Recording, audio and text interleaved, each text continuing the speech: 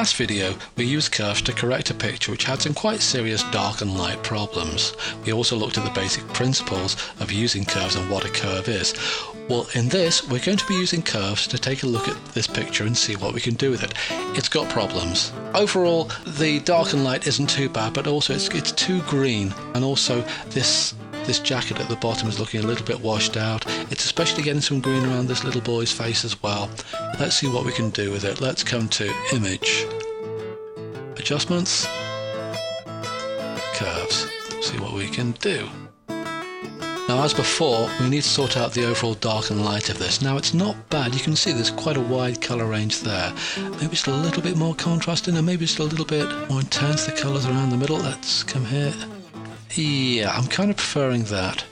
In general, with curves, if you're not quite getting what you're looking for, the temptation is to start doing extreme colour things like this, which you can do and get some weird effects. It doesn't really work.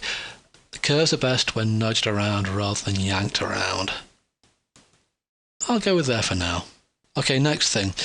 This graph here is a composite of the red channel, the green channel and the blue channel, just to give me the overall dark and light. But I can take a look at the individual channels here. Now, it's the green channel that I think is causing me the most problems, so that's the one I want to take a look at first. So, come to green.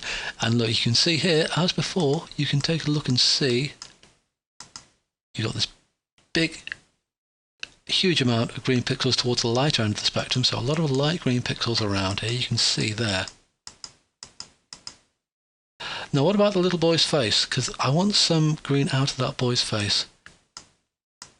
Tends to be around the mid to light part of the spectrum.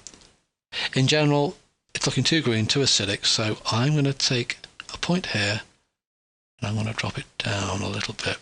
I could also do with killing some of the brighter acidic greens up there.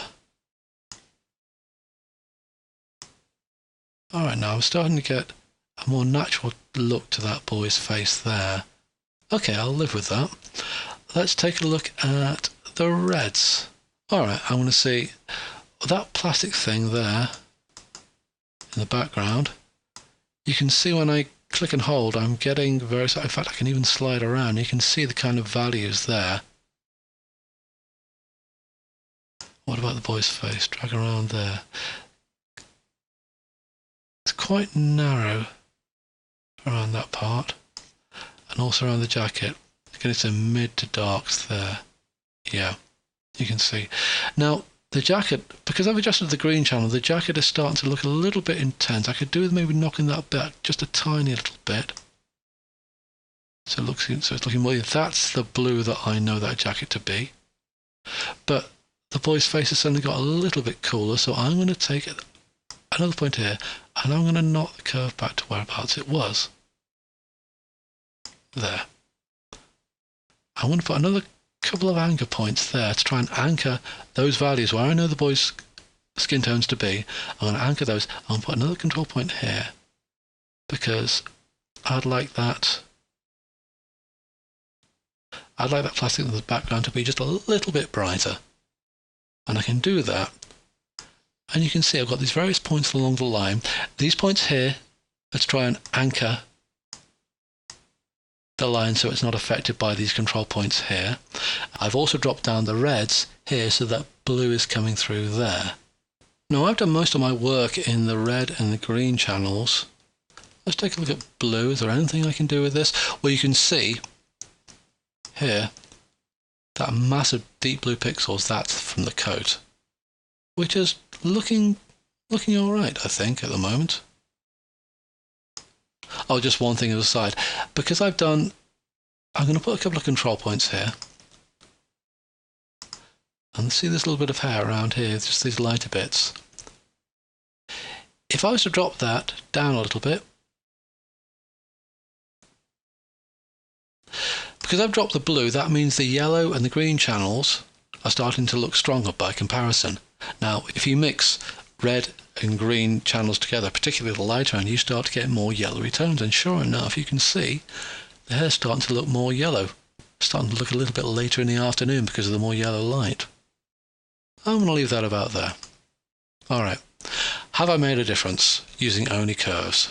Let's take a look at the original Oh, look at that.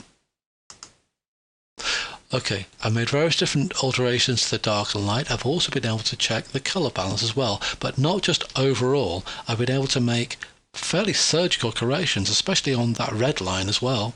So curves give you a huge amount of flexibility. They also give you a huge amount of control. They can be a bit difficult to master. It's worth spending time with them. They are possibly the single most powerful tool you've got in Photoshop.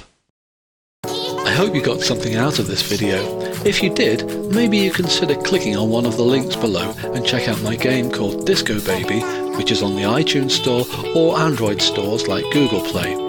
It has 3 different games in it: a memory game, a maths game for children, and a dance along with me game for toddlers to join in with. Thanks for your time.